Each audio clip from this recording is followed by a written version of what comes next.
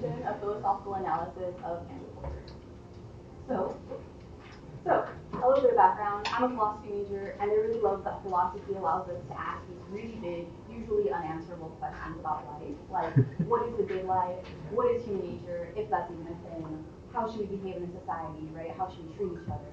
And in thinking about how philosophy can lend us these really powerful insights into the world, I started to think about how we could incorporate that into our daily lives to, just better serve us as a community and as ourselves. So that led me to my research question, which is how can philosophy help us to navigate social issues such as ostracism? So ostracism, the root word is ostraca, and these were clay shards used for voting in ancient Greece, as an example. They were actually used for voting people out of communities or cities, so it was kind of like Survivor, but like ancient and citywide. But the formal definition is exclusion from a society or group. And with cancel culture, it's the en masse we're withdrawing our support from somebody, right, in order to show disapproval or exert social pressure. And the link I want to make here is that when we're withdrawing our approval from somebody, that makes sense when it comes to a celebrity or a company, right? But when we start to do that interpersonally, it can just lead to exclusion, which is ostracism. So I want to be really clear that what I'm talking about here isn't natural consequences for somebody's actions, right? Like you do something bad, people might point to you and say, hey, stop doing that. What I'm talking about is the way that we treat people who have committed a social wrongdoing, a social transgression, and we react in a way that doesn't allow them to change or grow from the situation, which I think is our goal as a society, right? So I'm going to use some things that I found on the internet. I'll summarize, you don't have to read all of that. But so things that we do that make people feel like there's no chance of redemption, right?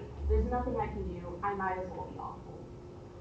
There's a lack of understanding that keeps people from learning, right? And that's because we're not giving them the benefit of the doubt or meeting them where they are when maybe they made a mistake out of genuine ignorance, and we just need to meet them with some education, right? And then disproportionate consequences.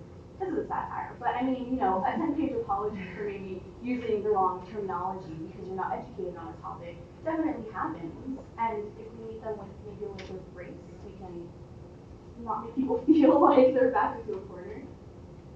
So for my methodology, this is a literature review, and I chose 6 philosophical theories. They had to focus on the self and the other, how we view ourselves and human nature, and then how we treat other people, how we view them. I analyzed these by applying theories to the issue of social ostracism, and I just really wanted to know, what is the real world implication of these theories? What do these theories tell us about how we're living and how we could be living? And I just compared it between theories. Were there any contradictions, any superior theories, one that made sense in the real world more than others? So starting right off the bat with essentialism, this is a theory which states essence precedes existence. What this means is, before we were anything physical, there's an inherent essence about us, and this essence predetermines our qualities and behaviors. Plato explored this in the Apology. He talks about Socrates, probably one of the first victims of cancel culture, I would say. He was sentenced to death for corrupting the Athenians. But Socrates, in this dialogue, isn't afraid of death because he says, my mind and my body might die today, but that's not me. What I am is something that existed before I was born and is going to exist long after I die. And this is the idea of the soul. In and of itself, a really cool idea, right? Really important for us today. But how I see it being used is to say, you did something bad because you are bad. There is an essential part of you that is bad and will make you continue to do bad things. And this shifts focus from the action to the person. And that's really dangerous because if we're focusing on the person and not the action, we can't analyze why and how the action took place and how to prevent it moving forward. It also denies people the ability to change, right? We're keeping them in this one moment, this one action that they did. And in reducing our perception of others to their worst or best moments, we're denying the nuance of the human condition. And that's not really going to make us able to move forward. We're stuck in place either way. So a complete counter to that would be existentialism. And this says existence precedes essence. So Jean-Paul Sartre, in his book Existentialism is Humanism, he says, man only exists in action. what this means is we are what we do. We are our choices. And we have to make these choices. The only thing we can't do is not choose in this life. And in this way, we're burdened with free will. He actually says we're condemned to be free, right? And this is because the cowardly man would love to be cowardly in essence, because then he would never have to try to be brave, right? So this offers, not only offers, but makes us, it forces accountability. Because if we recognize that we can change, we have to change. He basically makes this comparison like, we need to change because we, in our actions, are setting an example for the rest of humanity. So we can and should change, for the better, hopefully. Utilitarianism is our first ethical theory, and it states the ends justify the means. So Jeremy Bentham said, it's about the outcome, not really how we get there. That doesn't matter as much. As long as we have moral outcomes, which produce the greatest overall happiness, you're good, right? So this means we're doing things for the greater good. The good of the group is going to win out at the end of the day. And this isn't always bad. I mean, it can reinforce norms, strengthen groups, keep people in line, and we need a little bit of that in society to keep all of us unified and going on the same track, right? But when we talk about the greater good, my issue is who is included in that. Because I think it makes really intuitive sense to take somebody out of a community that is harming that community in order for the greater good. But if we bring the scope out a little bit and we think about society as a whole, or even humanity, the person who was kicked out of the group still exists somewhere. And they're likely still committing this social transgression or harm that they were committing beforehand out in the world, right? And even more dangerously, they might be congregating now with people who have done the same thing or want to do the same thing. And we create these echo chambers in society with where people just reinforce their bad behavior. So my question here is, am I solving the problem, or am I just making it someone else's? Is it just not in my line of sight anymore? Deontology is another ethical theory, and this is the complete opposite of utilitarianism. It says the means justify the ends. So Immanuel Kant said, it's not what we do, but how we do it. He was really focused on the intent behind our actions. And he says that they should always come from a moral duty, right? So he talks about the categorical imperative. And this is how we figure out what our moral duties are. It's an unconditional rule for morality. I'm going to focus on the principle of ends, which is the second formulation of this categorical imperative. He essentially says we need to treat everyone as an end in themselves and never as only a means. What this means is we can't treat people as objects to get to where we need to be. Even if our end goal is for the greater good, we need to respect people as autonomous beings, and using them as an object doesn't do that. So if we run this idea of ostracism, of canceling somebody through the categorical imperative, we can find out it fails on two accounts. One is the moral duty of the person doing the ostracizing, right? Are we doing it for the right reasons? That's what Kant asks us. And I think a lot of times it just turns into virtue signaling. And what I mean by that is we say as loudly as we can, this person did a bad thing, and I want to remove myself as far as I can from this person because I'm virtuous, because I would never do that bad thing, right? But in doing so, we're using that person as like a social currency to up our own social standing. And secondly, on the side of the person who's ostracized, I doubt the sincerity of their changed behavior if they choose to try to apologize or change, because we've created this barrier, and now the motivations are just to get back into the social fold, not really to make amends or change their character in an authentic way. And getting into the scapegoat mechanism, this is a little bit more niche. We're putting it under the microscope with this one. This is how we solve conflict through violence. So René Girard says, we disperse this capital V big violence that happens throughout communities through concentrating it into a smaller violence.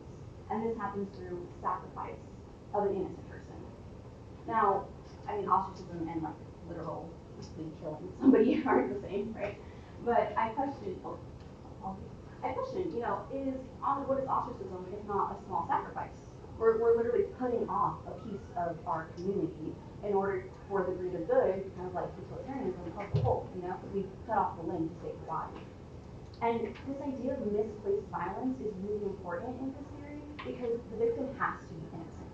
And in what we're talking about right now, in this context, the victim is not always innocent, right? Usually that's not. We've identified a real social transgression that's happening, and we want to figure out what to do about it.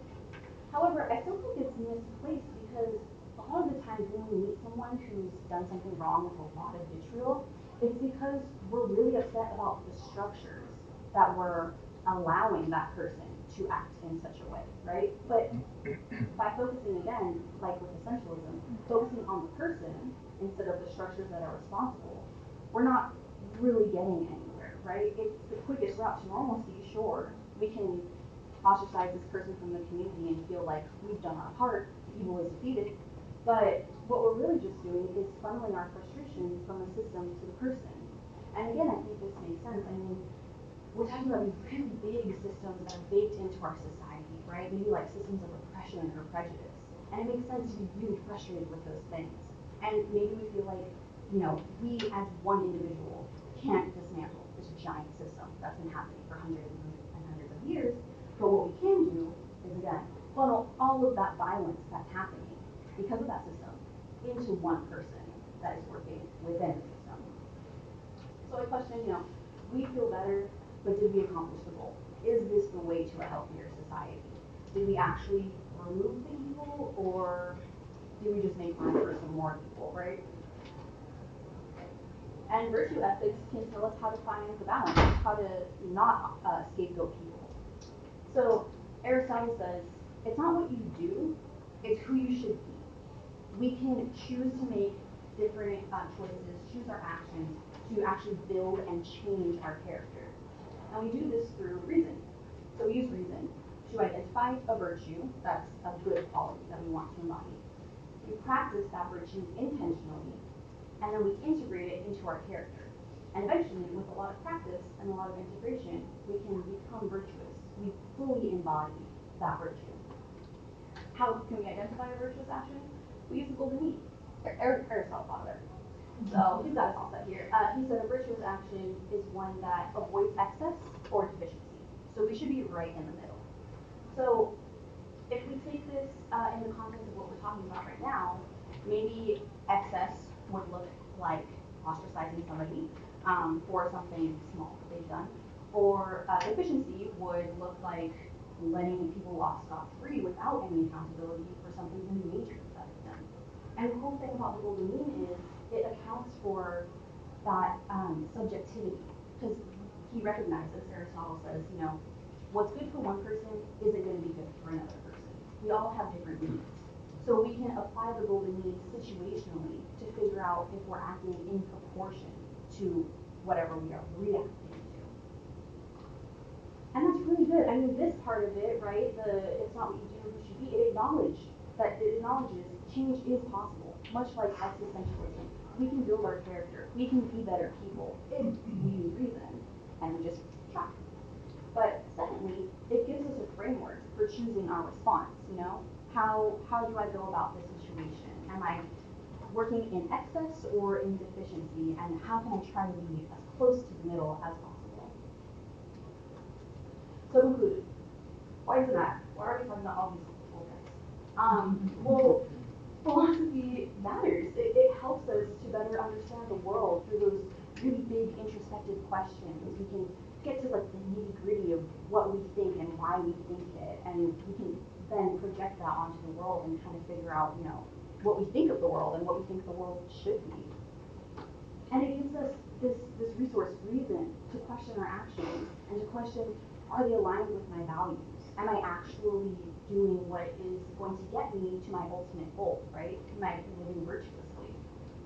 And in doing so, we can become better thinkers, friends, colleagues, even citizens, through shaping ourselves through these questions, through asking those hard questions. We shape our character, much like Aristotle said, and in doing so, we shape our society.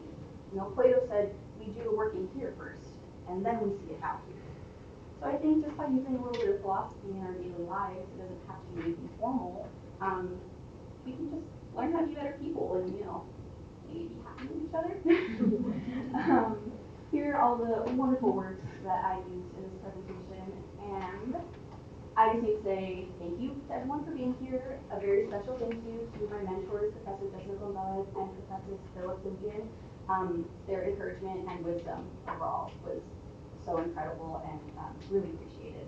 Thank you to all of my friends that showed up and listened to me talk about this for the last few months. And thank you to OCC Philosophy